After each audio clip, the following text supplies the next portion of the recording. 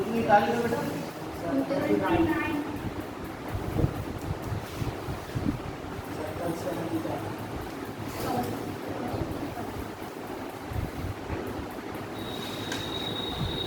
Sir ये शंकराचार्य जी भी क्या है मतलब क्या है? हाँ शंकराचार्य इसका भी सिलेबस आता है क्या? हाँ इसका भी सिलेबस आता है क्या? यूपीएससी से मिलेगा।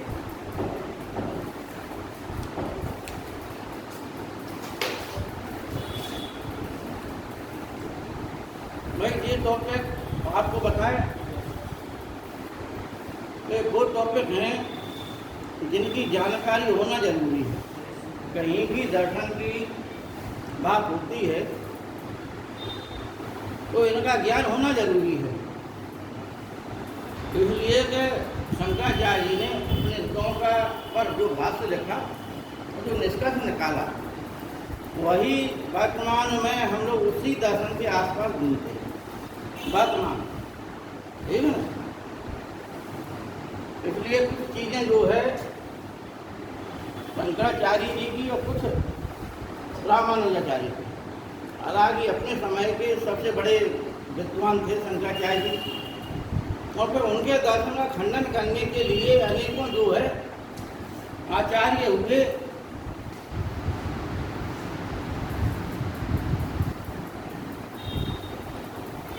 लेकिन विद्वता ज्ञान आदि के मामले में शंकराचार्य जी का कोई तोड़ नहीं, ठीक है ना। एक अवस्था होती जैसे मान लो जिस समय ओशो जिन्हें आचार्य रजनीश बोलते हैं भारत के अपने समय के सबसे बड़े दार्शनिक, ठीक है ना। आज भी आप देखिए दयानंद सरस्वती रेलवे स्टेशन पे आप जाएंगे कहीं भी बड़े बड़े रेलवे स्टेशनों पे तो दयानंद सरस्वती विवेकानंद आदि की किताबें महात्मा गांधी आदि किताबें नहीं मिलेंगी लेकिन ओशो की मिल जाएंगी। और होता क्या कि जो बड़े बड़े प्रवचनाचार्य हैं तो कहीं ना कहीं से ओशो के उदाहरण लेके बीच में बताने लगते हैं, ठीक है ना। तमाम ऐसे हैं क्योंकि उसका जो है कमांड बहुत अच्छा था दर्शन का और दर्शन का प्रोफेसर भी था, ठीक। उसी प्रकार से जो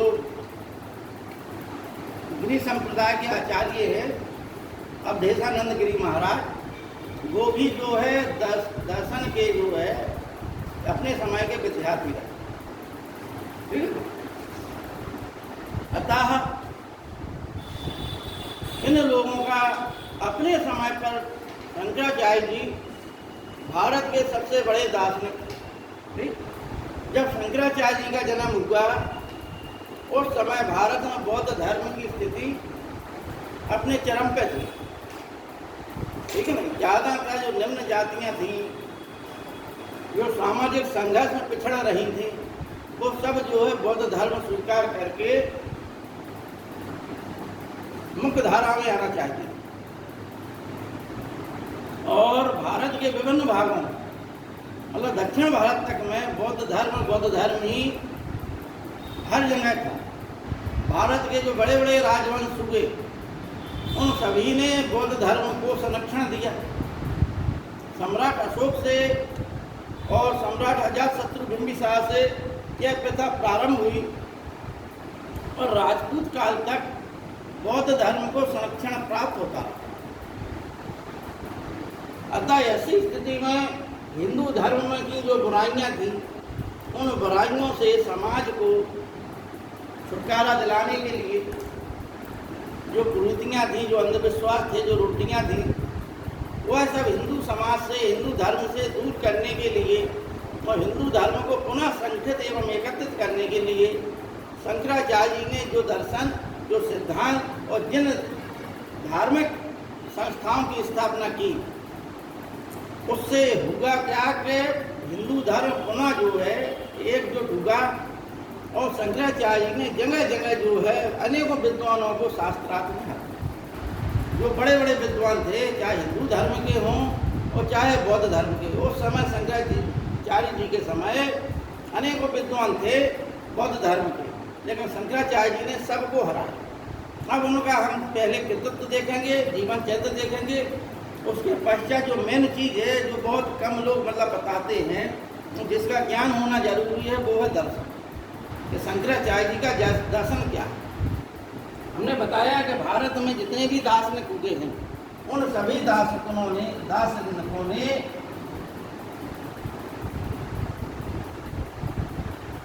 ब्रह्म विचार या ईश्वर विचार,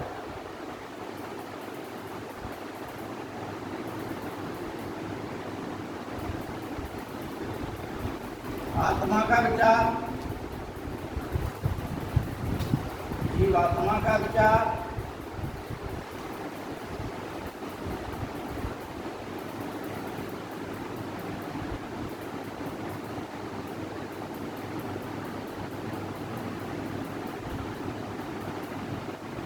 जगत विचार,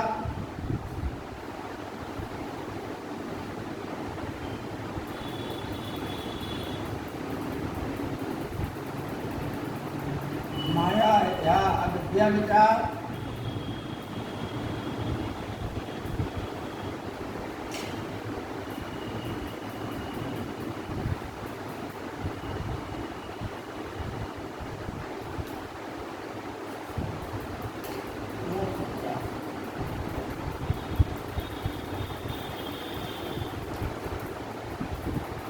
अब पहले शंकराचार्य जी का जीवन चरित्र समझ लें, उसके पश्चात फिर इन दार्शनिक बातों की चर्चा की जाए। भाई जब तक आपको ये मालूम ना हो कि ये जो शिक्षक पढ़ा रहा है उसका बैकग्राउंड क्या है, शिक्षक कितना भी बड़ा विद्वान हो, आपके दिमाग पर असर नहीं पड़ेगा, ठीक है नहीं। और जैसे ही शिक्षक ने अपना बैकग्राउंड पढ़ाया, आपके दिमाग में उस शिक्षक की छवि बन गई कि भाई इसने इतना संघर्ष किया है, इतना तप किया है, इतने समय तक अध्ययन किया है, यह जो पढ़ा रहे होंगे अच्छा पढ़ा रहे हैं, ठीक है। क्योंकि बैकग्राउंड व्यक्ति की छवि को बताता है, ठीक है नहीं। जब आपको ये बताया दिया जाए कि 5 वर्ष की उम्र में आदि गुरु शंकराचार्य जी को सभी जो है वेदों का, पुराणों का, शास्त्रों का ज्ञान हो गया, सिर्फ 5 वर्ष की उम्र में, तो आपके मन में अपने आप एक छवि आ जाएगी जो उस समय मान लो कितने ऊंचे जो है विद्वान रहे होंगे, जो 5 वर्ष की उम्र में बच्चा जो है 20 तक का पहाड़ा नहीं जानता है, ज़्यादा से ज़्यादा बता रहा है आपको, 20 तक का पहाड़ा नहीं जानता बच्चा, ठीक है नहीं। और उस उम्र में वेदों का ज्ञान, आदमी की ज़िंदगी निकल जाती है, आगे पढ़ोगे पीछे का भूलोगे, पीछे का पढ़ोगे आगे के भूलोगे, लेकिन उन्हें 5 वर्ष की उम्र में ही पूरा ज्ञान हो गया था। 8 वर्ष की उम्र तक पूर्ण रूप से पारंगत होकर संन्यास ग्रहण कर लिया था, ठीक है नहीं। 8 वर्ष की उम्र में बच्चा जो है कपड़े पहनना नहीं जानता। आप कल्पना कीजिए कि उस व्यक्ति का व्यक्तित्व कैसा होगा जो 8 वर्ष की उम्र में ही लंगोटी लगा के निकल जाए घर से कि हम सन्यासी। कल्पना कीजिए आप लोग के ज्ञान के कितने उच्च शिखर पर बैठे होंगे शंकराचार्य, और मात्र 32 उम्र की आयु तक ही कार्य किया। तो आज भी हर जगह ये गिरी संप्रदाय, ये संप्रदाय, ये जो 4 मठ हैं, वो सब किसकी देन है? आदि गुरु शंकराचार्य। ये अखाड़े सखाड़े जो है, भारत में पहला विद्रोह अंग्रेजों के खिलाफ हुआ तो कौन सा था? सन्यासी विद्रोह। वो सन्यासी विद्रोह भी कौन थे? सन्यासी कौन थे? वे गिरी संप्रदाय के सन्यासी थे, ठीक है नहीं। सन्यासी विद्रोह का ही बंकिम चंद्र चटर्जी ने अपने उपन्यास आनंद मठ में उल्लेख किया। उसी आनंद मठ में उन्होंने वंदे मातरम गीत लिखा था, क्योंकि अंग्रेजों ने तीर्थ यात्रा का लगा दिया था। इसलिए उन सन्यासियों ने, जो गिरी संप्रदाय के सन्यासी थे, उन्होंने अंग्रेजों के खिलाफ विद्रोह कर दिया था। अब ये गिरी संप्रदाय सन्यासी कौन थे? शंकराचार्य जी के संप्रदाय के थे, जो अनेकों शाखाओं बट गए थे उनके चेला। समझे? आज जो जूना अखाड़ा है, ये अखाड़ा, वो अखाड़ा, उनमें से सब जो है शंकराचार्य जी की ही देन है। हाँ, हिंदू धर्म की जो रीत टिकी हुई है आज वर्तमान में, वो शंकराचार्य जी की देन है। इसलिए कभी कभी ये प्रश्न आता है कि शंकराचार्य जी ने वो काम किया जो महात्मा बुद्ध और महावीर स्वामी ने किया। इसलिए कि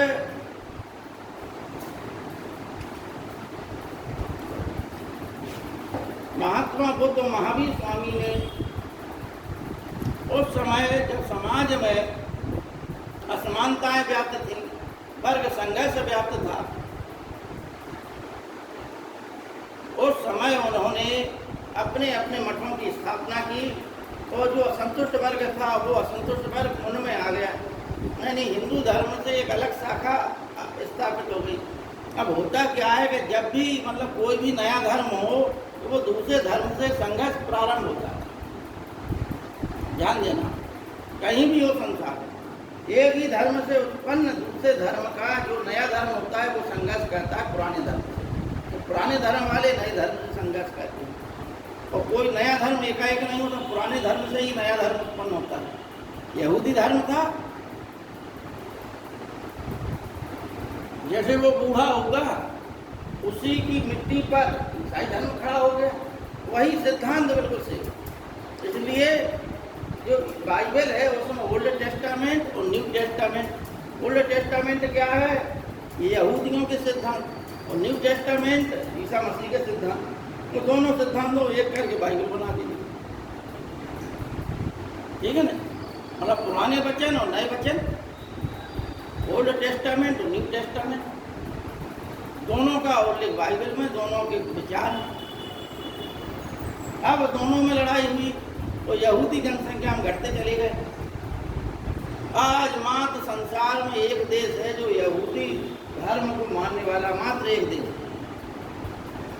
वो जनसंख्या भी सीमित है, इतनी विशाल जनसंख्या नहीं है इनकी। वो इजराइल देश है, जिसे जो है 1960-70 के 1960-65 के आसपास इसे नए रूप से बसाया गया। मुसलमानों को वहाँ से हटाकर ईसाइयों ने और यहूदियों ने अपने धर्म स्थल की रक्षा करने के लिए वहाँ बसा दिया यहूदियों को। तो यहूदियों का एक देश हो गया। आज जो एक वैश्विक समस्या है, क्या इजराइल और फिलिस्तीन में जो संघर्ष है वो वास्तव में फिलिस्तीन का ही भाग था, जो उसको हटाकर, फिलिस्तीन को हटा के जो इजराइल देश बना दिया, ठीक है। और उसका कारण यही था कि बेथलहम कहाँ पर है, यरूशलेम कहाँ पर है? इजराइल में। तो यहूदी धर्म और ईसाई धर्म के जो धार्मिक स्थल है, प्रमुख धार्मिक स्थल, वो कहाँ पर है? इजराइल देश में, ठीक है ना?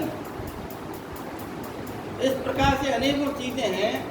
शंकराचार्य जी का जन्म जो है केरल के कलादी नामक ग्राम में हुआ। ठीक, आलिंदी नदी उनके जो है बहती थी केरल के कलादी नामक ग्राम में 788 ईस्वी में हुआ।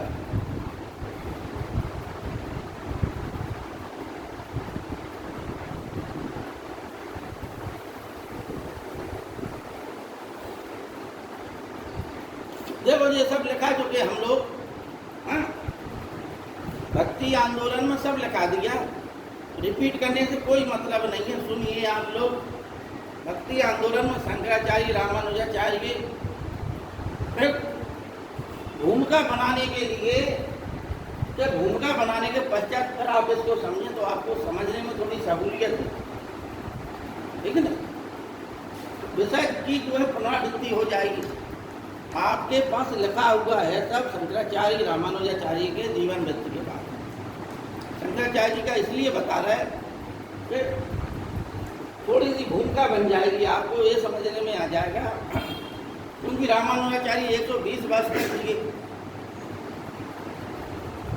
ठीक है नहीं? तो जो व्यक्ति 120 वर्ष तक जिया हो उसका सिद्धांत, और जो व्यक्ति 32 वर्ष तक जिया हो उसके सिद्धांत में जमीन आसमान का अंतर होगा, ठीक है ना? भाई आप एक उम्र के बाद परिपक्व हो जाते हैं, और जो 5 ही 8 वर्ष की उम्र में जो समस्त शास्त्रों में पारंगत हो गया हो, 8 वर्ष की उम्र में संन्यास ले लिया हो, तो उसका एक ये लगता है कि ये अलौकिक व्यक्ति है। सुनने में मतलब एक ऐसा लगता है कि भगवान ने स्वयं जन्म लिया है। कि 5 वर्ष की 8 वर्ष की उम्र में व्यक्ति कपड़ा नहीं पहन पाता बच्चा, ऐसी उम्र में उन्होंने संन्यास ले लिया। तो शॉर्टकट में समझ लें कि शिव गुरु इनके पिता का नाम था, आर्यांबा इनकी माता का नाम था, और गोविंद योगी इनके गुरु थे। ठीक है नहीं। 788 ईस्वी में केरल के कलादी नामक ग्राम में इनका जन्म हुआ था। नंबूदरी ब्राह्मण थे शंकराचार्य जी, जो कि दक्षिण भारत में महाराष्ट्र से प्रारंभ हो जाते नंबूदरी ब्राह्मण। ठीक है नहीं। नंबूदरी ब्राह्मण वही ब्राह्मण है जो वंश शाखा पेशवाओं की थी। ठीक है। बाल गंगाधर तिलक भी नंबूदरी ब्राह्मण थे। तो इस प्रकार से उसी नंबूदरी ब्राह्मण के वंश परंपरा के थे शंकराचार्य जी। और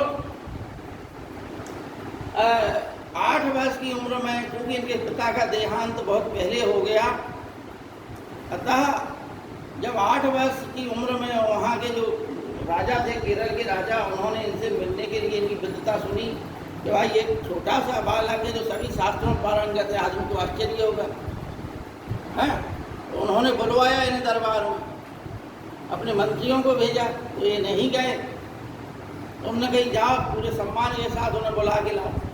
तो बड़ी सेना नगाड़े बाजे के साथ वही पालकी आल के लेके गई कि शंकराचार्य जी आप आएंगे। भाई देखा तो जाए, कौन है ऐसा अलौकिक बात।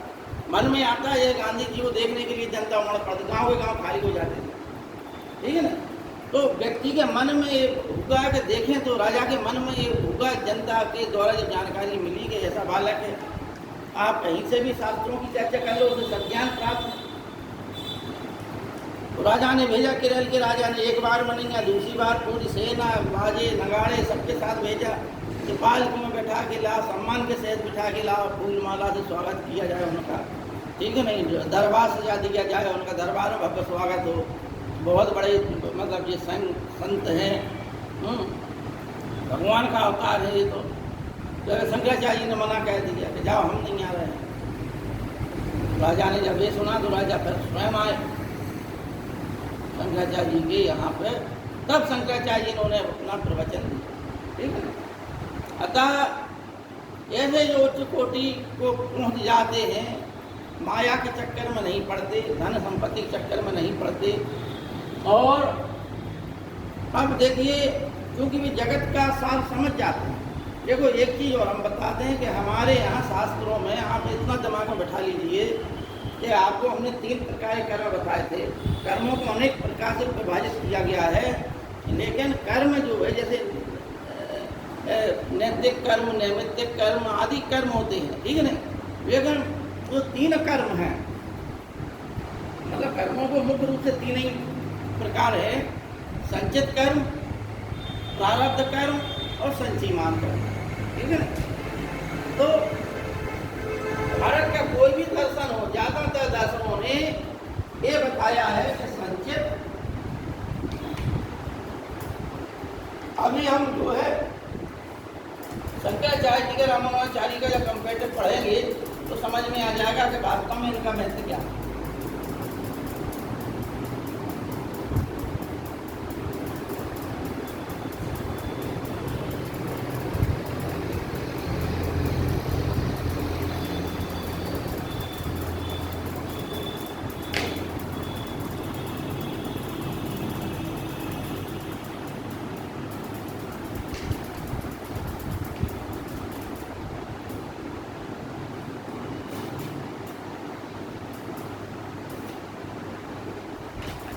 भगवान कृष्ण ने गीता में कहा है कि ईश्वरत्व की अवस्था वो अवस्था होती है, आत्मा जब अपने स्वरूप को जानती है तो उसका वो जन्म अंतिम होता है,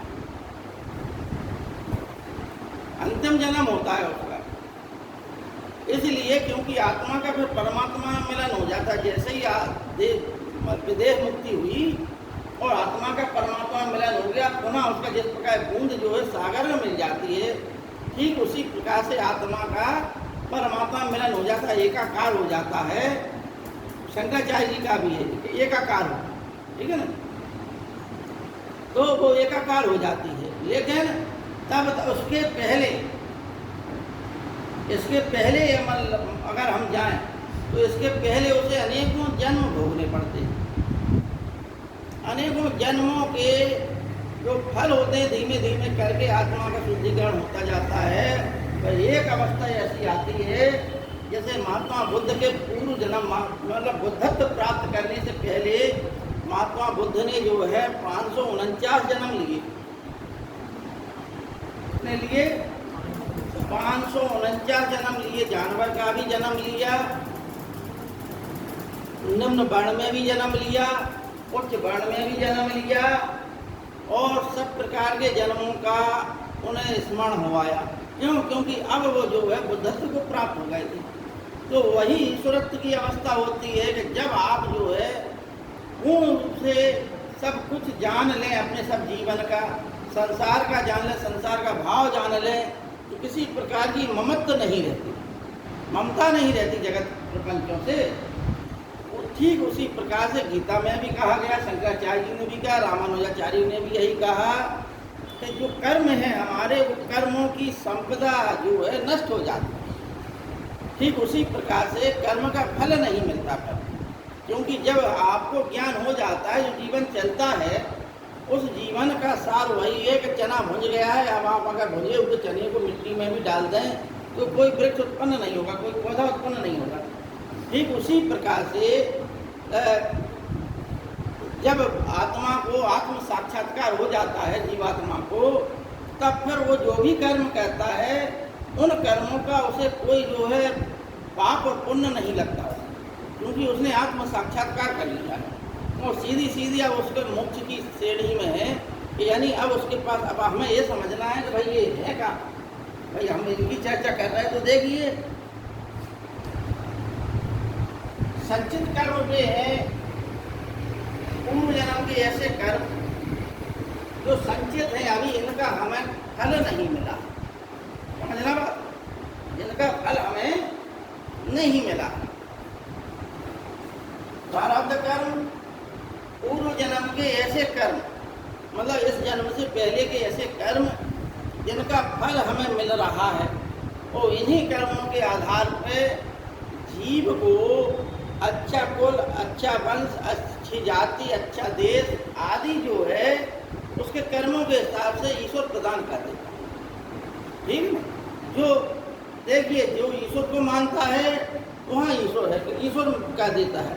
जबकि सांख्य दर्शन और योग दर्शन ये कहते हैं कि ईश्वर है, लेकिन ईश्वर प्रकृति के विधान में व्यवधान नहीं करता।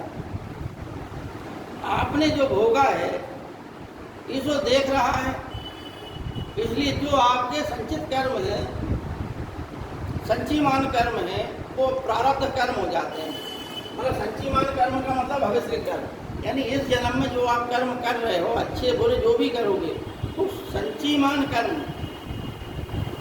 जो भविष्य में मिलेंगे आपको, यानी भविष्य के लिए सुरक्षित हो रहा है, और इनका फल नहीं मिलता है, फल इनका प्रारब्ध का मिलता है।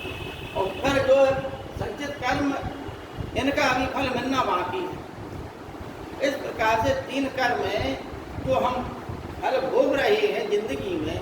हम क्या बनना है क्या नहीं बनना है, जैसे आजीवक संप्रदाय कहते थे कि हमें जो भी बनना है और जो नहीं बनना है, हम कुछ करें या ना करें, हमारा भाग्य एकदम निर्धारित है।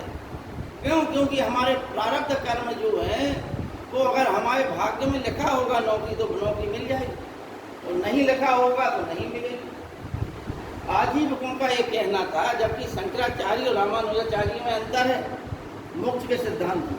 शंकराचार्य कहते हैं कि आत्मा को अपने मोक्ष के लिए, जीवात्मा को अपने मोक्ष के लिए स्वयं प्रयास करना, और जबकि रामानुजाचार्य कहते हैं कि जीवात्मा को बिना ईश्वर की कृपा के, ईश्वर की जब कृपा होती है जीवात्मा पे, तभी उसे जो है ज्ञान, कर्म और भक्ति प्राप्त होती है। ठीक है ना? तो अभी हम जो है इस पर चर्चा करें पश्चात शंकराचार्य जी मतलब एक लीला की इन्होंने। इनकी माँ अकेली माँ के पुत्र थे, पिता इनके एक्सपायर हो गए थे। इन्होंने माता से कहा कि हमें आप संन्यास की आज्ञा दे दें, तो माता ने मना कर दिया। अतः इन्होंने एक लीला रची। आलिंदी नदी थी, वहाँ पर इन्होंने एक माया से मगर बना दिया। जिस प्रकार जादूगर नहीं बना देता, उसी प्रकार से इन्होंने माया के उससे एक मगर बना दिया, मगरमच्छ बना दिया और अपना पैर फंसा लिया उसमें, ठीक है ना। और अपना चीखने लगे तो गांव वाले दौड़ते आए, इनकी माता भी दौड़ती आई, देखा कि फंसे हुए चिल्ला रहे हैं। तो इनकी माँ परेशान हो गई, बोले बेटा निकलो तुम। तो बोले शंकराचार्य जी ये मगर हमें नहीं छोड़ेगा, ये कह रहा है मगर कि जब तक तुम्हारी माँ का संन्यास का वचन नहीं रहेगी तब तक हम नहीं छोड़ेंगे, हम तुम्हें खा लेंगे। इसलिए आप माता जी अच्छा है कि संन्यास की आज्ञा दे दो, कम से कम जीवित तो रहेंगे हम, ठीक है ना। तो माता जी इस चक्कर में पड़ गई, उन्होंने संन्यास की आज्ञा दे दी। संन्यास लेके उनकी माता जी ने कहा कि ठीक है बेटा, हम तुम्हें संन्यास की आज्ञा दे रहे हैं, लेकिन तुम एकमात्र हमारे पुत्र हो, इसलिए अंत्येष्टि का अधिकार तुम्हारा है, ठीक है ना। तुम ही हमारी मृत्यु के पश्चात तुम हमारी चिता को आग लगा, ठीक। अतः इसके पश्चात नर्मदा नदी के तट पर पहुँचे तो शंकराचार्य जी को गोविंद योगी मिले। गोविंद योगी के गुरु जो है गौड़पाद थे, ठीक है ना। गौड़पाद के शायद बादरायण थे, यानी ब्रह्म वेदांत दर्शन पूरा जो है बादरायण के ब्रह्म सूत्र पर खड़ा है, ठीक है ना। उसी वेदांत दर्शन का सार जो है शंकराचार्य जी ने उसी पर लिखा है। इस प्रकार से गोविंद योगी इनके गुरु थे और पुनः उनकी आदेश पर ही इन्होंने तमाम बौद्ध दार्शनिकों को हराया, ठीक है ना। एक कुमार भट्ट थे जो मीमांसक थे, ठीक है ना। मीमांसक मतलब कर्म के सिद्धांत को मानते हैं कि व्यक्ति का कर्म का सिद्धांत यानी प्रारब्ध कर्मों के हिसाब से ही आदमी भोग भोगता है। अतः उसे जो है पूर्व जन्म के कर्मों का संस्कार ही भोगना पड़ता है प्रत्येक जीव को। शंकराचार्य जी ने उनसे जो है दार्शनिक चर्चा की।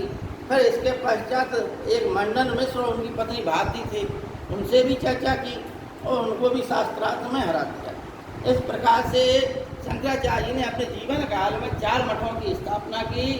बद्रीनाथ, ठीक है ना, बद्रीनाथ में और जगन्नाथपुरी में, द्वारकापुरी में और सिंगवेरपुरी में, मतलब कर्नाटक में, ठीक। इस प्रकार 4 मठों की स्थापना शंकराचार्य जी ने की और आज जो है 4 मठों के एक एक व्यक्ति को उनका गुरु बनाया, यानी वो जो क्या हो गए उस मठ के मठाधीश बना दिया, ठीक।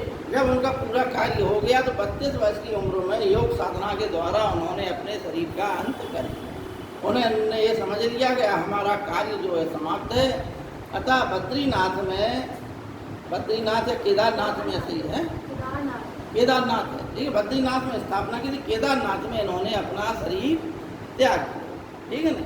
बद्रीनाथ की मूर्ति के बारे में भी कहा जाता है कि वहाँ एक कुंड है, उस कुंड में बद्री विशाल भगवान की मूर्ति पड़ी हुई थी कई वर्षों से। अतः एक कुंड में गए, जल के अंदर गए और उस कुंड से जो है बद्री विशाल भगवान की मूर्ति निकाल के लाए और उसकी प्राण प्रतिष्ठा की। इस प्रकार से अब देखिए इनके जब इन्होंने ये समझा कि इनकी माता जी का अंत होने वाला है तो ये अपने गांव आए, ठीक है ना। भाई उन्हें ज्ञान प्राप्त था ही, ध्यान लगा लेते थे, सब उनके सामने आ जाता था सब चीज़ें। तो ध्यान लगाया, इनकी माता जी का अंतिम समय चल रहा था तो अपनी माता जी के अंतिम सांसों के समय आ गए। उनके सामने जैसे शंकराचार्य जी आए कुछ 2-4 बातें करके माता जी उनकी शांत हो, ठीक है ना, क्योंकि उन्होंने वचन दिया था। लेकिन अब संन्यास ले चुके थे, सन्यासियों को किसी का अंतिम संस्कार करने की मनाही होती है। अतः इनके घर वाले, गांव वाले इनके विरोध में आ गए। तो इन्होंने कहा जब कोई साथ नहीं दे रहा हमारा, तो इन्होंने घर में ही अपनी माँ की चिता बना दी, घर में ही आग लगा दी, चिता बना दी, ठीक है नहीं। और ये अपने वहाँ के लोगों को, कुटुंबियों को श्राप दे दिया कि आज के बाद तुम लोगों के घर में ही चिता जलेंगी, यानी तुम लोगों की जो है मृत्यु होगी तो तुम लोगों को बाहर नहीं जलाया जाएगा, तुम लोगों को तुम्हारे घर में ही जलाया जाएगा। तो वो प्रथा केरल में आज भी उनके परिवार वालों में चलती है, परिवार कुटुंब विभाग हूँ, मैं ब्राह्मण हूँ, ठीक। अब उनका जो दर्शन है वो मुख्य रूप से टिका हुआ है कि ब्रह्म सत्यम जगत मिथ्या।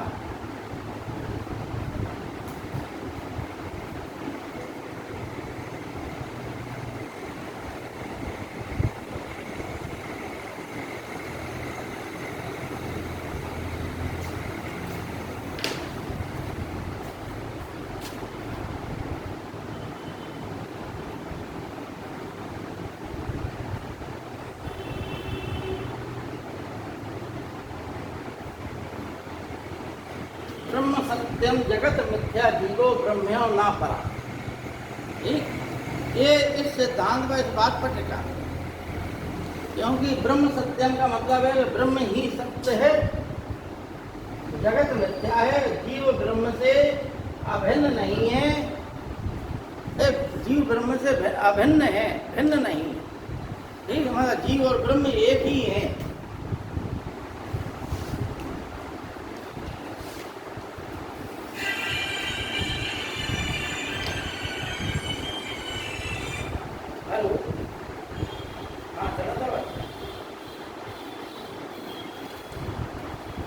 भाई साहब नकान पढ़े थे, देर बाद देते हैं आपको, तो हम इधर क्लास में पढ़ा रहे हैं, अर्जेंट हो तो हम नकारे में बताएंगे।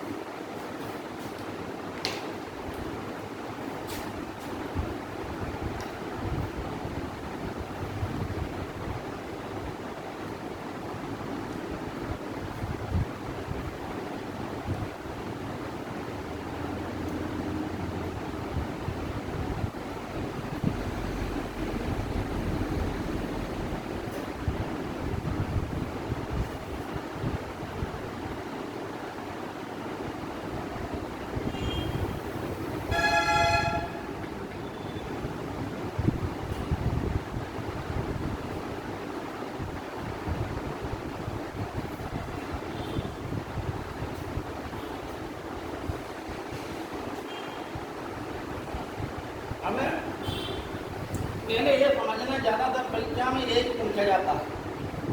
ठीक, शंकराचार्य जी ने कहा जब काय पे इस पर विचार करना है, ब्रह्म और जगत, ब्रह्म आत्मा और जगत, यानी क्या हो गई, एक तो हो गई ईश्वर की सत्ता, एक क्या हो गया जीव, और एक क्या हो गया अजीब। अजीब को हम क्या बोलते हैं, जगत बोलते हैं कि नहीं बोलते, जैसे जगत है, सृष्टि है, ठीक है नहीं, ये हम बोलते हैं। तो आप लोगों ने ये समझा, ये जानते हैं कि जीव और अजीब भी ईश्वर की ही संरचना, जगत का निर्माण भी ईश्वर ने ही किया। ठीक, अब शंकराचार्य जी के जगत से विचार पर जब चर्चा करेंगे तो उस संबंध में चर्चा हो जाएगी। पहले हमें पढ़ना है अद्वैत। अद्वैत का मतलब है कि ना द्वैत इति अद्वैत, यानी आत्मा और ब्रह्म दो नहीं है। जैसा ही शंकराचार्य जी ने कहा कि ब्रह्म ही आत्मा है, तो इनका दर्शन क्या है कि आत्मा और ब्रह्म दो नहीं है, ना द्वैत, यानी वो दो नहीं है, तो क्या है, अद्वैत है। ठीक, अब वो तुम्हारा दिमाग लगाओ तुम कि तुम क्या लगाते हो, कितनी संख्या बांटना है कि नहीं बांटना है। उन्होंने भाई यही छोड़ दिया कि जो दो नहीं है वो है अद्वैत है। ठीक, भाई शंकराचार्य जी के दर्शन की सबसे अच्छी विशेषता है कि वह जो विद्वता के चरम शिखर पर पहुंच जाता है तो शब्दों का इस प्रकार का जाल बनाता है कि व्यक्ति उसी जाल में आ जाता है पक्का, ठीक है नहीं? आपको वही बातें अच्छी लगने लगती, शब्दों का जाल अच्छा होता है। ज्ञानी ज्ञान के उच्च शिखर पर पहुंच जाते हैं तो उनमें कला आ जाती है, ठीक। और देखिए द्वैतवाद का मतलब जाहिर है, द्वैत का मतलब वो दो है, यानी एक ईश्वर और दूसरा जीव और जगत। जीव जगत अलग है और ईश्वर अलग है, यानी वो दो हैं। कौन कह रहा है ये बात? कह रहा है मध्वाचार्य, ठीक। विशिष्टाद्वैत यानी रामानुजाचार्य, रामानुजाचार्य कह रहे कि ईश्वर अलग है और जीव और जगत जो है वो विशिष्ट रूप से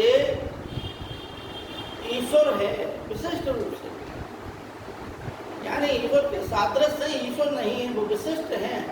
ईश्वर की विशिष्टता में शामिल है वो क्या? जीव और जगत। इसलिए जब वो विशिष्ट है तो इसे क्या कहा गया? विशिष्ट अद्वैत, ठीक। यानी वो द्वैत तो है, वो तो है, लेकिन विशिष्ट रूप से है वो, ठीक। क्योंकि वो जो देख रहे हैं हम वो ईश्वर की विशेषताओं में सम्मिलित है, जीव और जगत ईश्वर के गुणों में सम्मिलित है। ये द्वैताद्वैत यानी द्वैत धन अद्वैत, ये किसका दर्शन है? ये निम्बकाचार्य का। ये क्या बताता है? इसमें दोनों सिद्धांत आ गए। निम्बकाचार्य का कहना है कि एक दृष्टि से यदि हम देखें तो ब्रह्म जो है अद्वैत है, वो है दो नहीं है। तो अगर हम दूसरी दृष्टि से देखें तो ब्रह्म दो है, इसलिए दो भी है। एक दृष्टि से वह दो है, दूसरी दृष्टि से वह अद्वैत है, ठीक है ना? ये चार चीजें पूछी जाती हैं ज़्यादातर, और ज़्यादातर बच्चे इसी पे आ जाते हैं कि साहब यही चीज़ समझ आते हैं, ठीक है ना? बार बार आप लोगों को पढ़ाया जाएगा ये चीज, द्वैत अद्वैत, विशिष्टता और अद्वैत अद्वैत, लेकिन ये है का इसकी परिभाषा और विशेषता हमने बता दी, ठीक है ना? तो एक दिन वो लड़का नहीं आया था, एक दिन ही आया खाली पूछने के लिए एक दिन क्लास में, सर ये क्या है ना? तो हमने कहा तुम दे दिया क्लास में बता दिया जाएगा, ठीक। अब तुम एक दिन आओ, एक ही दिन में सब ज्ञान प्राप्त करना चाहो, टॉपिक चल रहा कोई दूसरा, राजनीतिक टॉपिक चल रहा, शंकराचार्य के दर्शन की बात करने लगे, गलत हो जाती बात। भाई आप अगर डेली आएंगे तो शिक्षक का धर्म है कि वह जो डेली आ रहा है उसको पढ़ाएं। आप एक दिन आए उथल पुथल मन में मची हुई है आए अपनी, तो ये तरीका नहीं है नहीं। भाई जिस छात्र में अनुशासन होगा तो प्राचीन समय से ही ये परंपरा है, और यह विशेषता भी है कि जो छात्र अनुशासित होगा उस वह छात्र गुरु के समीप ज़्यादा पहुंच जाता है, ठीक है नहीं? भाई नियमितता होगी तो गुरु अपना ज्ञान देने का पूरा पूरा भरपूर प्रयास करता है, और जो अयोग्य छात्र होते हैं वो एक आध दिन आएंगे, ढूंढ जाएंगे और खत्म बात, ठीक। तो ऐसे को वही है कि अगर मतलब कोई ज्ञान दे भी दो उस ज्ञान का दुरुपयोग करते हैं। अब आइए देखो शंकराचार्य जी का बता दिया ब्रह्म विचार देख लें। ब्रह्म विचार में हम लोगों को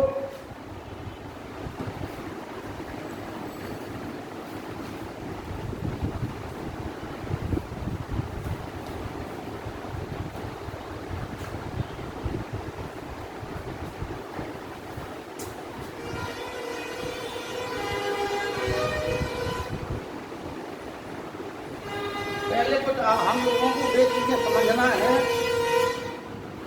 जिनको बिना समझे हम इन शंकराचार्य के दर्शन को नहीं समझ सकते।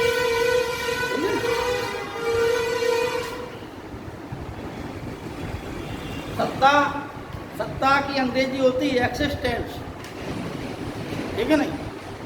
सत्ता की अंग्रेजी क्या होती है? एक्सिस्टेंस, ठीक। तो सत्ता तीन प्रकार की होती है। एक भाषिक सत्ता,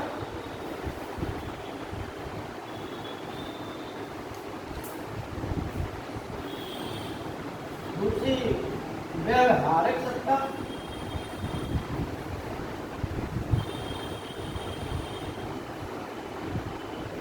पारमार्थिक सत्ता।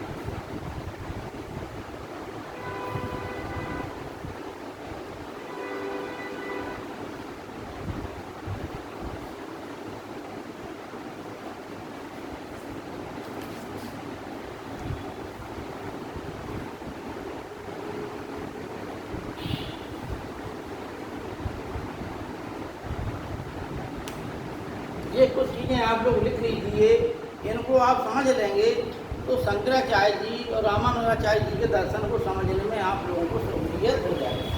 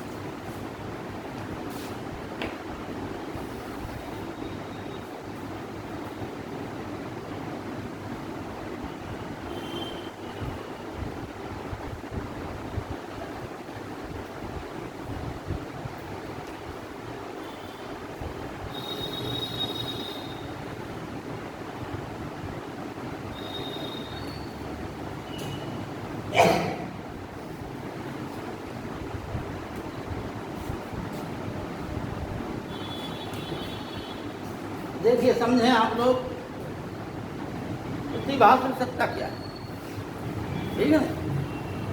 प्रतिभाषिक मतलब इसका मतलब अपीयरेंस, आभास मात्र हो जिसका, समझना बात हुआ। ये सत्ता का आभास मात्र हो, जो सत्ता बहुत ही क्षणिक हो, वह सत्ता प्रतिभाषिक सत्ता हो, ठीक है नहीं। जैसे रात में हम लोग स्वप्न देखते हैं, स्वप्न में स्वप्न में कोई भी ये नहीं जानता कि वह स्वप्न देख रहा है और स्वप्न झूठा है। स्वप्न में व्यक्ति जो है सुख में, अगर सुख मिल रहा है तो खुशी होती है, दुख मिल रहा है तो दुखी होती है, ठीक है नहीं। क्रोध भी होता है, लड़ाई झगड़ा भी होता है, ईर्ष्या द्वेष सब होता है स्वप्न में। राजा भी बन जाता है, रंक भी बन जाता है। एक बार जनक ने जो है स्वप्न देखा कि वो जो है राजा जनक ने स्वप्न देखा कि वो दर दर की भीख मांगते फिर रहे हैं, फटे कपड़े हैं, कटोरा लिए हाथ में और भीख मांगते फिर रहे हैं, और कोई उन्हें भीख भी नहीं दे रहा। बाल खराब हैं, बड़े बड़े बाल हो गए जो साफ नहीं, उनके जटाएं ऐसी बंध गई उनकी, ठीक है नहीं। और पूरे शरीर पर धूल है, अंधे गंदे कपड़े पहने, फटे कपड़े पहने, भीख मांगते फिर रहे, मुंह और भूख से प्यासा है, प्यास लगी है, भूखा है शरीर, मांगते फिर रहे, कोई भीख नहीं दे रहा। घबरा गए एकदम, एकदम घबराहट में आँख खुली, देखा कि है हम तो बढ़िया जगह लेटे, हम तो राजा हैं। अब उनके दिमाग में ये आया कि क्या चक्कर है, हम भीख काहे मांग रहे थे, इतने हम गरीब काहे हो गए। एकाएक तो उन दरबार में, चूँकि उस समय आप लोगों को बताया कल हमने कि जनक की उपाधि क्या थी, ठीक है नहीं, जो विद्वता के सर्वश्रेष्ठ शिखर पर हो वो क्या है, जनक होता था। तो उन्होंने अपने विद्वान पुरोहितों को बुलाया और एक ढंढोरा पिटवा दिया कि जो हमें इस बात की व्याख्या कर दे कि ये सत्य है कि वो सत्य है। एक का मतलब है वर्तमान सत्य है कि वो स्वप्न सत्य है। तमाम लोग आए लेकिन कोई उनके वो संतुष्ट नहीं कर पाए। तर्क, देखो संतुष्ट का मतलब है कि ज्ञान की वो कसौटी जिस पर जो है विचारक तर्क और उपमाओं के सहित व्याख्या कर ले जाए, ठीक है नहीं। भाई आपने कोई विचार रखा, उसको तर्क की कसौटी पर आपने कस के प्रस्तुत कर दिया तो समझिए कि आप एक अच्छे प्रस्तुता है। जो भी बड़े बड़े दार्शनिक हुए हैं, शंकराचार्य जी का दर्शन देख लो, हम क्या वर्तमान समय में आचार्य वो रजनीश का देख लेते आप, वो क्या है, तर्क, जी लोग तर्क बहुत ज़्यादा देते थे। और तर्क का मतलब बात को समझाना है, बात का मतलब वो नहीं है, लेकिन समझाने से मतलब होता है, ठीक है नहीं, कि आपको उस समय लगेगा हाँ ये बात सही है। तमाम लोग आए, अष्टावक्र ऋषि के पिता भी आए, उनको पकड़ कर और वो संतुष्ट नहीं कर पाए। शर्त ये थी कि अगर जो संतुष्ट कर ले गया, उत्तर सही दे गया, उसको मुँह मांगा इनाम, हीरे जवाहरात, सोना चांदी, गाय आदि जो है दी जाएंगी उसको, ठीक है नहीं, ज़मीन जायदाद सब दी जाएगी। और जिसने अगर नहीं दिया उसे जो है महल में पूरी अच्छी व्यवस्था होगी, किसी प्रकार का अपमान नहीं होगा, लेकिन उसे बाहर नहीं जाना है। महल के अंदर अपनी पूजा पाठ ध्यान करे, भगवान का भजन करे, खाना पीना राजा की तरफ से मिलेगा, लेकिन बाहर जाने की मनाही है उसे, मतलब सांकेतिक कैद है, ठीक है नहीं। अतः अष्टावक्र ऋषि के पिता भी आए, वो भी संतोष नहीं कर पाए, कैद खाने में बढ़ गए। अष्टावक्र जब बड़े हुए 1-2 साल बाद, तो उन्होंने अपनी माँ से पूछा कि भाई ये क्या है, तो हमारे पिताजी कहाँ हैं? सबके पिताजी दिखाई देते हैं, हमारे पिताजी कहाँ हैं? तो उनकी माँ ने बता दिया कि राजा जनक के यहाँ साक्षात्कार करने गए थे और तब से वो उन्हीं के कैद खाने में हैं। वे बोले अच्छा हम जा रहे हैं वहाँ पर, ठीक। अब अष्टावक्र नाम ही है, 8 टेढ़े थी उनके शरीर में, ठीक है नहीं, इसलिए उनका नाम जो है अष्टावक्र पड़ा था। ये ब्रह्मर्षि थे, ब्रह्म विद्या इनको प्राप्त हो गई थी छोटी ही उम्र में, ठीक है नहीं, बड़ा नाम था इनका। और 8 टेढ़े थी तो उल्टा सीधा टेढ़ा मेढ़ा करके चलते थे अष्टावक्र ऋषि, इसलिए इनका नाम था अष्टावक्र ऋषि, ठीक है नहीं। और जिस प्रकार से पोलियो का मतलब मरीज नहीं होता है, पोलियो पैर हो जाता है, वो चलता है तो टेढ़े मेढ़े दिखाई देती हैं, कुबड़ा भी निकला हो, है नहीं, तो और भी चाल कैसी खराब समझ में आएगी आप लोगों को। तो जैसे ये दरबार में पहुँचे, इनकी चाल देखकर जो दरबारी बैठे हुए थे वे सब हंसने लगे, ठीक है नहीं। तो अष्टावक्र ऋषि बोले कि राजा जनक, हमने तो बड़ा नाम सुना था कि आप बहुत बड़े विद्वान हैं, आपके दरबार में जो है बड़े विद्वान लोग रहते हैं, यहाँ पता चला आके कि यहाँ तो सब चमारी चमार बैठे हैं, ठीक है नहीं। तो वे बोले कि भाई क्या मतलब? राजा जनक बोले इसका क्या मतलब? तो वे अष्टावक्र ऋषि बोले कि चमार का मतलब है चमड़े की विशेषता जाने वो चमार। यहाँ पर हमारी जो चाल देखकर जितने भी हैं आपके दरबारी हंस रहे हैं, हंसने पर ये समझ में आ रहा है कि न चमड़े का ही ज्ञान है, ठीक है ना, यानी जो है और चीज़ का ज्ञान नहीं है। भाई ये शरीर के विकार को ही तो कहना समझ रहे हैं, इस कारण हंस रहे हैं, ठीक है ना, चमड़ी ही में तो विकार है हमारे। राजा जनक बोले कि हाँ बात तो आप सही कह रहे हैं, लेकिन आपका पधारना कैसे होगा? दरबारियों को टोका उन्होंने कि भाई किसी भी साधु सन्यासी महात्मा का अपमान ना कीजिए। वहाँ पर उनसे प्रश्न पूछा कि भाई आप आए कैसे? तो अष्टावक्र ऋषि ने कहा कि हाँ हम इसलिए आए हैं कि हमारे पिताजी को आपने कैद कर लिया है। तो राजा जनक बोले इसलिए कैद किया कि उन्होंने हमारे प्रश्न का जवाब नहीं दे पाए थे। क्या था जवाब? अष्टावक्र मुनि बोले, जनक जी बोले कि हमने स्वप्न में ऐसी ऐसी चीज़ देखी, हम भीख मांग रहे हैं, और अब जो है जब आँख खुली तो हम राजा बने बैठे, अच्छी शयन में लेटे, सब दास दासी आवा कर नहीं हैं। तो हमारा प्रश्न ये है कि उस समय जब हम भीख मांग रहे थे, मुंह सूख गया था, हमें वो भी सत्य लग रहा था जब हम स्वप्न देख रहे थे। और जब हमने आँख खुली तो ये भी हमें सत्य लग रहा है कि हम राजा हैं। उस समय हमें वो सत्य लग रहा था, और इस समय जब हमें आँख खुली है तो हमें ये सत्य लग रहा। तो आगे का सत्य क्या है? तो अष्टावक्र मुनि बोले कि ना वो सत्य है और ना ये सत्य है। ठीक है नहीं? जनक महाराज बोले भाई ये आपने बात कैसे कही? तो उन्होंने इन्हीं कोटियों की बात कही। उन्होंने कहा कि राजन सुनिए आप, कि जो आपने देखा स्वप्न की सत्ता जो है स्थिर नहीं होती। ठीक है नहीं? स्वप्न का कुछ समय तक ही आभास होता है। स्वप्न की सत्ता तभी तक है जब तक आप स्वप्न देख रहे हैं। क्या आपने ये देखा है कि क्या आप एक बार आपने भीख मांग ली? क्या आप हर दिन सोते हो, हर दिन जो है सोने के पश्चात भीख ही मांग रहे होते हो? बोले नहीं मांग रहे होते, एक ही दिन ही तो देखा हमने। तो इसका मतलब है कि आप जो है कि वो स्वप्न की सत्ता में गए थे, अतः वो अस्थिर सत्ता थी। सत्य वो है जिसकी सत्ता स्थिर हो, जो तीनों कालों में रहे, वो सत्य है नहीं भाई? सत्य वो है जो तीनों कालों में रहे, और जो सत्ता मिट ही जाए, बर्बाद हो जाए, जिसका कुछ समय निश्चित हो, जिसकी उत्पत्ति हो, जिसका अंत निश्चित हो, वो सत्ता स्थिर नहीं है। और जो सत्ता स्थिर नहीं है वो सत्य कैसी सत्ता? राजा जनक बोले ठीक है भाई, हमने मान लिया कि स्वप्न सही नहीं है, लेकिन हम राजा तो हैं, ये तुमने कैसे कह दिया कि हम राजा? ये भी सही नहीं है। बोले राजा आप ये बताइए कि आप जो है क्या मरने के पश्चात भी राजा बने रहोगे? क्या आप कहा क्या इस जन्म के पहले भी आप राजा थे, या जन्म लेते ही आपके सर पर मुकुट रख दिया गया? ये तो निश्चित था नहीं कि आप ही राजा बनेंगे, है नहीं? ये व्यवहारिक सत्ता है आपकी, व्यवहार में आप राजा हैं, और जब तक व्यवहार है तब तक ही आप राजा हैं। यानी जिस चीज़ की हमें प्रतीति हो रही, जो चीज़ हमें व्यवहार में दिखाई दे रही है, उसकी सत्ता कुछ समय तक है। स्वप्न की अपेक्षा व्यवहारिक सत्ता की सीमा रहती है। अगर आप लोगों से कह दें कि आप अपने बचपन को समझिए, आपने अभी तक बचपन कितना देखा, तो पता चलेगा 5 मिनट पूरा आप देख लेंगे पूरे बचपन को, और ये लगेगा कि भाई हमने कुछ भी एक फिल्म की तरह आ जाएगी कि बिल्कुल 5 मिनट पूरी फिल्म बचपन से लेके जब तक का होश है तब तक 5 मिनट पूरी फिल्म चल जाएगी। क्या संघर्ष के कैसे पढ़ा, कैसे कहाँ क्या कर क्या, वो सब संघर्ष पूरा आ जाएगा 5 मिनट में। तो वो जो मैंने इतना बड़ा जीवन कई सालें लग गई उसको भोगने में, और 5 ही मिनट में वो आपने सबका आभास कर लिया।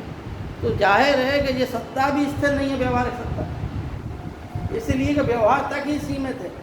भाई एक रामलीला में कोई कलाकार है, राम का पाठ दे रहा, तो क्या वो राम हो गया क्या? व्यवहार में वो राम है, जब तक रामलीला में है तब तक वो राम है, और इसलिए हम उसके सामने नमन कर रहे हैं। जैसे ही वो रामलीला के बाहर मुकुट उतार के बाहर आया, और हमने कहा कि भाई अब ये राम नहीं है, कोई उसका सम्मान नहीं करता। बताइए आप लोग, बताइए, रामलीला देखी होगी, रामलीला आप लोगों ने, जो राम का पाठ करता है, जो सीता का पाठ करता है या करती है, उसका हम लोग उस समय जो है अभिवादन करते हैं, नमस्कार करते हैं, प्रणाम करते हैं, आरती उतारते हैं, फल फूल दूबा पुष्प आदि अर्पण करते हैं। लेकिन क्या हम उसके पश्चात जो पेंट शर्ट में आ जाए वही व्यक्ति, तो क्या वही भाव से हम फिर उसका आदर करते हैं? नहीं कहते हैं बिल्कुल। तो इसका मतलब ये है कि हालांकि जब वो राम के रूप में था, व्यवहारिक सत्ता समझ में आ रही थी हमें, व्यवहार में वो राम था। अब व्यवहार में ये है तो इसलिए वो अब हम इसकी सम्मान नहीं कर रहे। तो इसीलिए जीवात्मा का जन्म मरण हुआ है, व्यवहार में जो चीज़ दिख रही है, आज वृक्ष है, कोई आएगा वृक्ष को काट देगा, तो क्या वृक्ष की सत्ता स्थायी है? क्या वृक्ष सत्य है? बताइए आप लोग, वृक्ष सत्य है क्या? आज आप लोग जिन टेबलों पर बैठे हुए हो, जो धीमे धीमे करके घिस जाएंगे, लोहे में जंग लग जाएगी। आप लोगों ने पूछा जाए कि क्या ये सत्य है? क्या सत्य का मतलब है जो हमेशा बनी रहे? तो क्या ये हमेशा बनी रहेगी? आप कहेंगे नहीं बनी रहेगी साहब, जिसमें लोहे में जंग लग जाएगी, एक समय बाद ये गल सड़ जाएगी, और लकड़ी उसके पहले ही गल सड़ जाती है। लोहे की कुछ उम्र है, लेकिन है उम्र, लकड़ी की वो इससे भी कम है, तो लकड़ी पहले गलेगी, लोहा उसके बाद गलेगा। तो अतः इसकी व्यवहारिक सत्ता है, जब तक व्यवहार में तब तक ये टेबल है, और जहाँ ये गल सड़ गई है इसकी सत्ता खत्म हो गई। इसलिए आप भी राजा नहीं हो, आप राजा व्यवहार में हो, और सत्ता ईश्वर की ही सत्य होती है, सत्ता आत्मा की ही सत्य होती है। इसलिए पारमार्थिक दृष्टि से जो सत्ता सिद्ध है वह सत्ता ही सत्य है, और पारमार्थिक दृष्टि से सिर्फ ईश्वर की ही सत्ता है, क्योंकि वह तीनों कालों में भूत भविष्य वर्तमान तीनों कालों में विद्यमान रहता है। ठीक है नहीं? इसलिए इसकी सत्ता हमेशा रहती है, जिसका ना आदि हुआ है ना जिसका अंत है, जो अपनी उत्पत्ति का स्वयं कारण है, वह सत्ता ही सिद्ध है, वह सत्ता ही सत्य है, और ब्रह्म इसलिए सत्य है, और जगत जो हमें दिख रहा है इसलिए मिथ्या है। इसमें समझ गए होंगे आप लोग कि जगत की जो व्यवहारिक सत्ता है, जगत में जो सब चीज़ें आ रही, पेड़ पौधे नदियाँ पहाड़, ये सब क्या हैं? जब तक दिख रहे हैं तब तक सत्य हैं, लेकिन परिवर्तन भी हो जाता है। आज आप मैदान देख रहे हैं, बहुत हरा भरा मैदान है, खेत ही खेत हैं, पता चले वहाँ किसी ने, सरकार ने कोई फैक्ट्री खड़ी कर दी, क्या मैदान की सत्ता सिद्ध थी? नहीं थी। तो आप क्या समझ रहे हैं कि मतलब पृथ्वी की भी उत्पत्ति हुई है, तो पृथ्वी का भी अंत विज्ञान ये सिद्ध करता है। इसीलिए कहा गया है कि व्यवहार में जो दिख रहा है उसकी सत्ता व्यवहार तक ही है, उसके पश्चात जिसकी उत्पत्ति हुई उसका अंत है। सिर्फ ईश्वर का ही, ब्रह्म का ही सत्ता हमेशा विद्यमान है, इसलिए सत्ता की दृष्टि से ब्रह्म ही एकमात्र सत्य है। ठीक है नहीं? आपने जगत को समझ लिया इसी विचार के तहत, इसी विचार के, इसी सत्ता के तहत, ताकि आत्मा की ब्रह्म विचार की भी सत्ता सिद्ध हो जाती है। ठीक है नहीं? एक सत्ता के आधार पर हम इन सबकी सत्ता सिद्ध कर दी। ठीक? अब भेद क्या है? भेद का मतलब है कि जैसे ईश्वर है यानी ब्रह्म है या ईश्वर है, और जगत है और जीव है। जो जीव दिखाई दे रहे हैं उसमें मनुष्य भी एक जीव है, जिसे जीवात्मा कहते हैं। ठीक है नहीं? तो इस आधार पे तीन प्रकार के भेद हैं, सजातीय, विजातीय और स्वगत। सजातीय मतलब भेद वो है जिसमें एक ही जाति के दो लोगों में विभेदीकरण किया जाए। जैसे गाय दोनों जगह रखी, काली गाय और सफ़ेद गाय दोनों हो गई, लेकिन दोनों में भेद का है, दोनों में भेद गाय का रंग का, एक काली है दूसरी सफ़ेद है, इसलिए दोनों में क्या हो गया? सजातीय भेद। ठीक है नहीं? विजातीय भेद का है कि दो जातियां अलग अलग हों, गाय और भैंस है, तो ये दोनों क्या हो गई? अलग अलग हो गई जातियाँ, इसलिए गाय और भैंस जो है अलग अलग होने का विजातीय भेद में आ गई। स्वगत भेद क्या है? स्वगत का मतलब एक ही जाति में उसकी दो चीज़ों में विभेदीकरण किया जाए। जैसे गाय एक ही है, लेकिन अगर उसकी पूंछ और नाखून में तुलना की जाए तो पूंछ अलग होगी, नाखून अलग होगा। ठीक उसी प्रकार से रामानुजाचार्य ने कहा कि ईश्वर एक ही है, लेकिन ईश्वर में क्या है? स्वगत भेद है, यानी जो जिस प्रकार से पूंछ और नाखून है उसी प्रकार से ईश्वर में जीव और जगत है। समझ में आ गई बात? रामानुजाचार्य क्या कह रहे कि जिस प्रकार से गाय की पूंछ और नाखून में अंतर है, ठीक उसी प्रकार से ईश्वर और उसकी सृष्टि और जीव में अंतर है। ठीक है नहीं? ईश्वर एक ही है, लेकिन ये दोनों क्या हैं? स्वगत भेद के कारण अलग अलग दिख रहे हैं। ठीक है नहीं?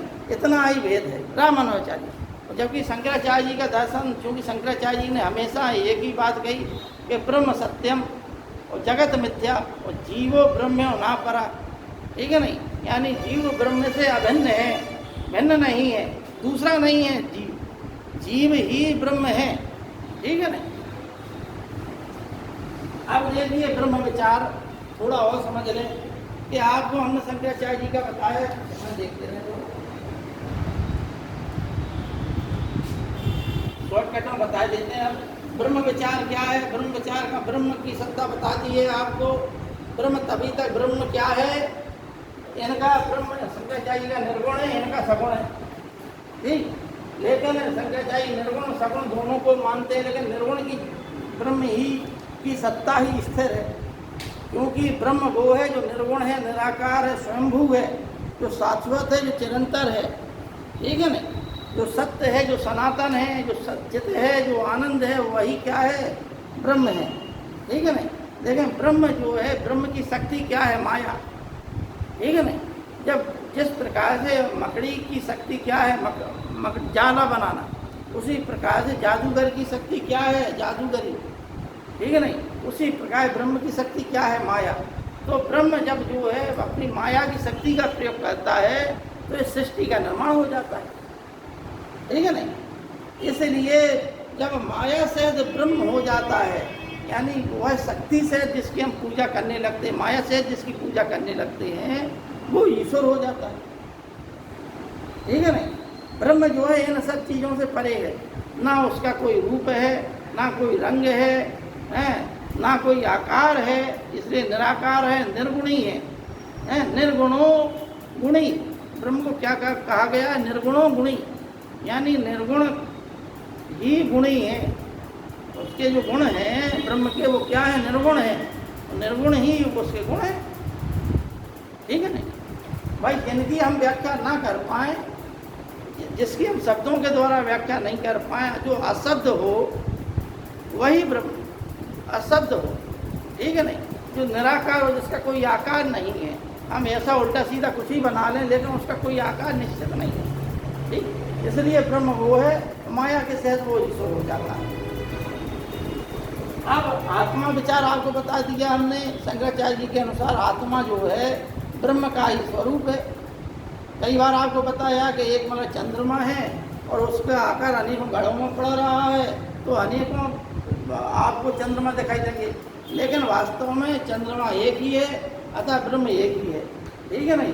शंकराचार्य जी का ये भी कहना है मोक्ष के सिद्धांत में कि क्या आत्मा को जब मुक्ति मिल जाती है तो संसारी सब आत्माओं को, यानी जब आत्मा एक है तो एक आत्मा की मुक्ति से सबको मुक्ति मिल जाना चाहिए, ठीक है नहीं। तो उन्होंने कहा कि ये जो है व्यक्तिगत प्रयास है, ये सब माया का जाल है, माया की शक्ति जीवात्मा पर पड़ी हुई है, ठीक है नहीं। जिस प्रकार चिंगारियाँ अलग अलग कह दी जाती हैं, लेकिन चिंगारी वास्तव में सभी अग्नि का रूप है, उसी प्रकार से आत्माएं भी सभी मतलब एक ही ईश्वर का रूप है। सिर्फ आत्मा का जब शरीर मन इंद्रिय अहंकार बुद्धि आदि से संबंध हो जाता है तो वो क्या हो जाती है? जीवात्मा, ठीक है नहीं। जीवात्मा ममत्व स्थापित हो जाता है, ममत्व का ममता स्थापित हो जाती है। ममता से होता क्या है? ममता स्थापित होने से तमाम द्वेष उत्पन्न हो जाते हैं। जीवात्मा को सुख दुख लाभ हानि जय पराजय आदि की अनुभूति होती है। अतः जब ज्ञान प्राप्त हो जाता है, ठीक है नहीं, ज्ञान जो है प्राप्त हो गया, काय अविद्या का नाश ही बंधन से मुक्ति, और अविद्या का नाश ही मोक्ष को प्राप्त। जिस प्रकार से आपको यानी कि एक समझिए कि सूर्य ऊपर है लेकिन बादल आ गए, तो आपने समझा कि भाई सूर्य नहीं है। उसी प्रकार से सूर्य के बादलों के अनेक आकार होते हैं, घटाकाश मठाकाश, ठीक है नहीं। लेकिन चाहे जितने भी बादल हों, उसके ऊपर तो आखिरकार सूर्य ही है कि नहीं है। ठीक उसी प्रकार से आकार में विभेदीकरण नहीं है। ईश्वर की सत्ता हमेशा है। बादलों के ढकने से, माया के आवरण से ढकने से, अज्ञान होने से, अविद्या होने से जीवात्मा मोह में फंस जाती है। लेकिन जिस प्रकार बादलों का यदि हटा दिया जाए तो सूर्य दिखाई देने लगता है, ठीक उसी प्रकार से जब जीवात्मा के ऊपर से अविद्या हटा दी जाए तो उसको ब्रह्म तत्व की प्राप्ति हो जाती है। वह जान लेता है अपने स्वरूप को, ठीक है ना। जगत विचार आपको बता ही दिया हमने, जगत क्या है, ठीक है ना। जगत ईश्वर की माया है, ठीक। जिस प्रकार से जगत ईश्वर की माया है, जगत जो है ईश्वर का खेल है, जिस प्रकार जादूगर अपने खेल के द्वारा अनेकों प्रकार की चीज़ों को उत्पन्न करके दिखाता है, लेकिन वास्तविकता में कुछ है ही नहीं, कुछ नहीं है। वो सिर्फ क्या है, दृष्टि भ्रम कर देता है जादूगर। एक सिक्के से अनेकों सिक्के कर देता है, जबकि सिक्का एक ही है, हम सबको दिखाई देते हैं अनेकों सिक्के हो रहे हैं। जिस प्रकार से एक व्यक्ति को मार देता है पुनः जिंदा कर देता है, उसी प्रकार से अनेकों जीव मर रहे हैं, अनेकों पैदा हो रहे हैं। ठीक, ये सब जो है एक बीज से जो है पौधा उत्पन्न कर देगा, फल उत्पन्न कर देगा। ठीक है ना। एक जादूगर जिस प्रकार से अपनी जादू की शक्ति से जादूगरी दिखाता है, उसी प्रकार से ब्रह्म अपनी माया की शक्ति के द्वारा जगत की लीला को दिखाता है। ठीक, उसी प्रकार से मोक्ष विचार, मोक्ष के लिए हमने आपको बताया कि 4 साधन जरूरी है। ठीक, क्या क्या है मोक्ष विचार के लिए शंकराचार्य जी के अनुसार? देखो, एक चीज और समझ लें आप, भक्ति। भक्ति का मतलब है ईश्वर के प्रति प्रेम एवं समर्पण ही भक्ति। ईश्वर के प्रति प्रेम और समर्पण ही भक्ति। ठीक है नहीं। और भक्ति के द्वारा ही, ईश्वर की कृपा के द्वारा ही व्यक्ति को मोक्ष की प्राप्ति होती है रामानुजाचार्य के अनुसार। ठीक है नहीं। जबकि शंकराचार्य जी ने ज्ञान के मार्ग को ही मोक्ष का मार्ग बताया, और रामानुजाचार्य ये कह रहा है कि पहले व्यक्ति को ज्ञान प्राप्त होना चाहिए, तो फिर ज्ञान से कर्म करे भक्ति के लिए, और कर्म के पश्चात पूर्ण रूप से समर्पण कर दे भगवान को अपना। ठीक है नहीं। ईश्वर से प्रेम करे, ईश्वर के प्रति समर्पण कर दे, उसी को हम भक्ति कहते हैं। और भक्ति के लिए जरूरी है कि वो व्यक्ति ज्ञानी हो और कर्म करने वाला हो, और ये सब चीज़ें तभी होंगी जब ऊपर वाले ईश्वर की कृपा होगी। ठीक है नहीं। बिना ईश्वर की कृपा के भक्ति उत्पन्न नहीं हो सकती। हम चाहें कि हम भक्त हो जाएं, लेकिन जब तक ईश्वर की कृपा नहीं होगी हम पर, तब तक भक्ति हमारे अंदर उत्पन्न नहीं हो सकती है। तुलसीदास जी ने कहा कि तुलसी पूर्व जन्म के पाप से हरि चर्चा ना सुहाए, और जैसे जोर के जोर से भूख नष्ट हो जाए। ठीक है नहीं। आप अगर मान लो कि तुलसी पूर्व जन्म के पाप से हरि चर्चा ना सुहाए, कहा गया है कि यदि जो व्यक्ति खराब है उसके सामने आप ईश्वर के ध्यान मनन चिंतन ब्रह्म विचार ईश्वर विचार की चर्चा करें, व्यक्ति भाग जाएगा। ठीक है नहीं। क्यों भाग जाएगा? क्योंकि उसे इन बातों में रस नहीं मिलेगा, ये बातें रुचिकर नहीं लगेंगी उसे। इसलिए नहीं लगेंगी क्योंकि जैसे बुखार पीड़ित व्यक्ति की भूख मर जाती है, उसी प्रकार से ऐसे लोगों की जो है ईश्वर के प्रति भावना ही नष्ट हो जाती है। ठीक है नहीं। भाई बुखार से पीड़ित व्यक्ति को आप कहिए खा लो, वो कहेगा हाँ भूख ही नहीं लग रही। ठीक उसी प्रकार से जो व्यक्ति हरि चर्चा का आनंद नहीं लेते हैं, इसका मतलब है कि ऊपर वाले ईश्वर की कृपा उसके ऊपर नहीं हो रही है, इसलिए वो भागेगा उससे। ठीक है। इसका कथन है ये रामानुजाचार्य कि बिना ईश्वर की कृपा से मोक्ष प्राप्त नहीं हो सकता है, और ऊपर वाली कृपा से ही भक्ति पैदा होगी, ऊपर वाली कृपा से ही ज्ञान होगा, व्यक्ति कर्म करेगा भक्ति के लिए, ईश्वर का प्रेम मिलेगा, वही ईश्वर से प्रेम करेगा और अंत में उसे मुक्ति मिलेगी। लेकिन शंकराचार्य जी का कहते हैं कि जीव को अपने कर्मों के आधार पर, अपने प्रयास के आधार पर ही मुक्ति मिलती है। उसे जो है जगत में संघर्ष करना पड़ता है, तब उसे मुक्ति मिलती है, अपने लिए प्रयास कीजिए। शंकराचार्य इस प्रकार से 4 चीजें हैं, या भूत भोगराग,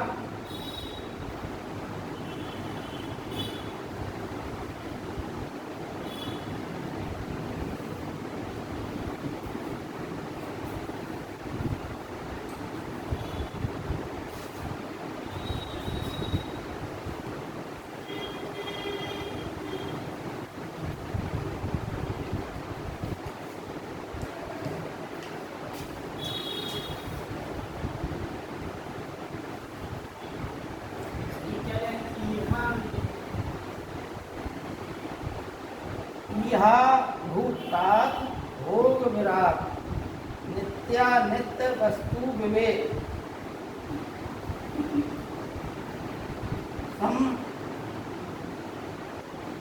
दमादि साधन सम्मत, और चौथा है मुमुक्षुत्वम।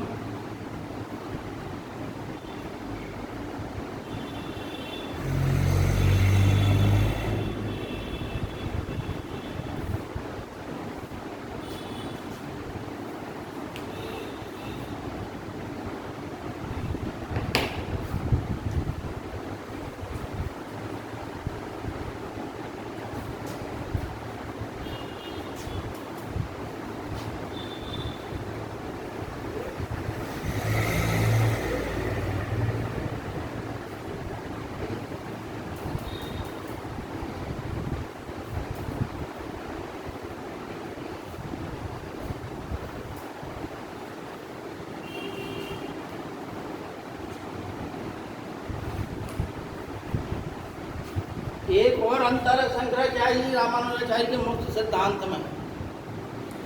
वो क्या है कि शंकराचार्य जीवन मुक्ति और विदेह मुक्ति मानते हैं, और जबकि रामानुजाचार्य सिर्फ विदेह मुक्ति मानते हैं। आ गई ना?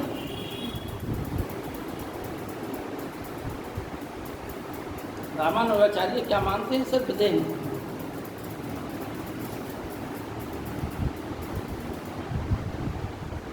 देखिए, यह भूतराज भोग विराग का मतलब है कि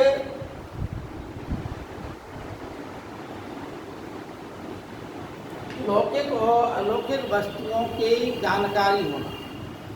नित्यानिष्ट वस्तु विवेक का मतलब है कि नित्य और नित्य वस्तुओं की जानकारी होना। समदमादि साधन सम्मत, समदम श्रद्धा, ये 6 चीजें हैं। समदम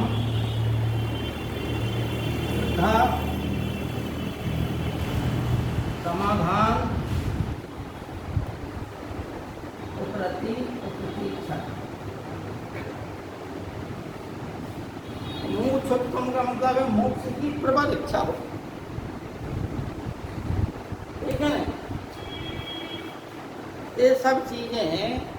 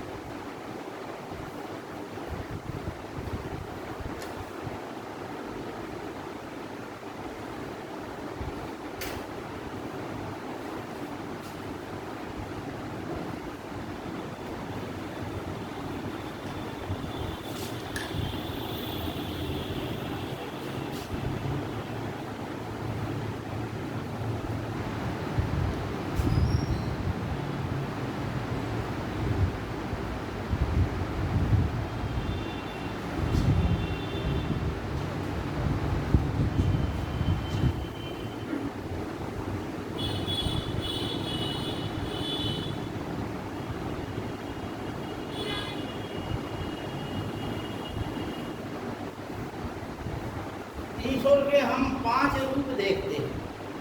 कौन कह रहा? रामानुजाचार्य। ठीक है?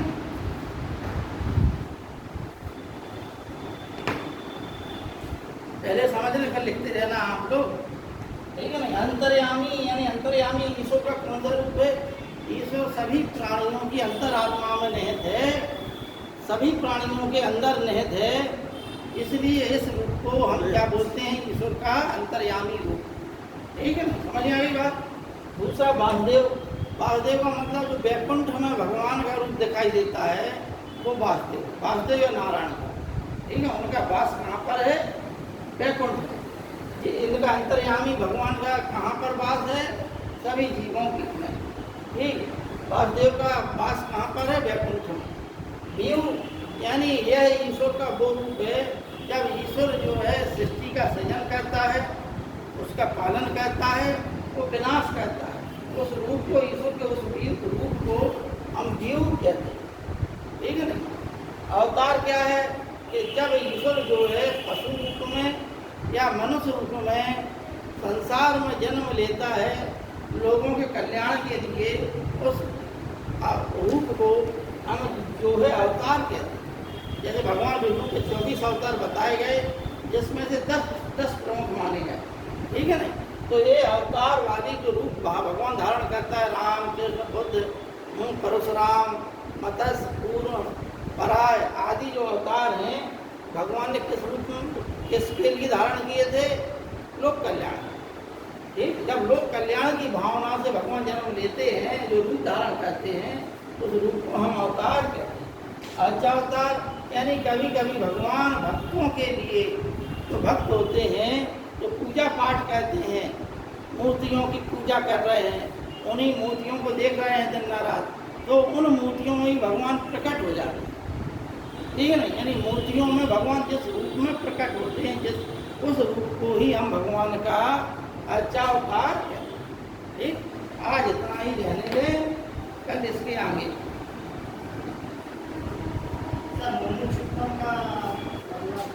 मुमुक्षुत्वम का बताया कि मोक्ष की इच्छा रख पाना। सम दम श्रद्धा समाधान उपरति प्रतीक्षा। सम का मतलब समन करें, दम का मतलब दमन करें, ठीक है। श्रद्धा का मतलब है कि जो ज्ञान है उस पर श्रद्धा करें, फिर समाधान करें, ठीक। उपरति और तितीक्षा। तितीक्षा का मतलब है कि सर्दी गर्मी सहने की अवस्था को ही हम तितीक्षा कहते हैं। रामानुजाचार्य क्योंकि आपको पता है सगुण ब्रह्म के उपासक थे, ठीक है नहीं। अतः वह ईश्वर के मूर्ति रूप के उपासक थे, तो उन्होंने इसी रूप में ईश्वर के 5 रूप बताए, ठीक है। अब जगत की एक चीज और है कि एक चीज आप लोगों से रह गई है, तो चूंकि जगत की एक प्रकार से व्याख्या और की गई है, जिसका जो शंकराचार्य, रामानुजाचार्य और भी लोगों ने कहा है, आप लोग सुनते हैं कि क्षितिजल पावक गगन समझा, ठीक है नहीं। ब्रह्मा यानी भगवान ने सबसे पहले आकाश बनाया, ठीक है ना। आकाश से जो है वायु बनी,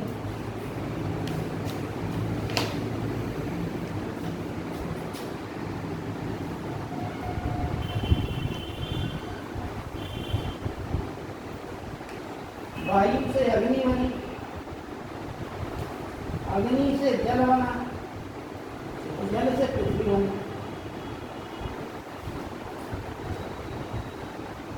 ठीक है ना। यानी एक दूसरे की उत्पत्ति के कारण एक आकाश, ईश्वर ने आकाश, ईश्वर से आकाश की उत्पत्ति हुई, आकाश से वायु की उत्पत्ति हुई, वायु से अग्नि की उत्पत्ति हुई, अग्नि से जल की उत्पत्ति हुई, जल से इस प्रकार से सृष्टि का एक क्रम है। और जब ये सृष्टि जो है सत्व रज तम आदि इन तत्वों के क्रम में बंधित हो जाती है, तो सृष्टि का निर्माण हो जाता है। और जब ये तत्व जो है साम्य अवस्था को प्राप्त कर लेते हैं, तो उस अवस्था को विनाश की अवस्था